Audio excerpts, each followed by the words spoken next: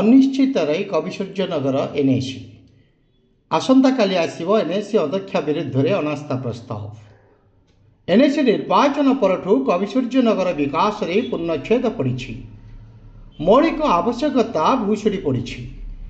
पानीय जल विद्युत परिमल आलुओ व्यवस्था संपूर्ण भूषुड़ी पड़ी। ना नेता ना प्रशासन कई जनसाधारण समस्या शुणा सते कि नहांती। एनएसी उपाध्यक्ष मध्य अनेक वाद विवाद पर शनिवार सन्धार गायत्री मंदिर ठारे एक गुप्त बैठक बसीथिला। वार्ड नंबर 15 को छाड़देले आउ 17 जन काउंसिलर समर्थन थिला।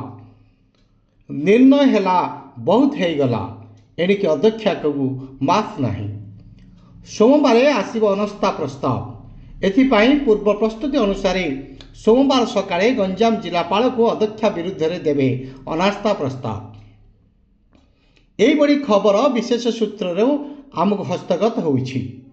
हटिबा अध्यक्ष पुणी राजनीति हेब चलचंचल।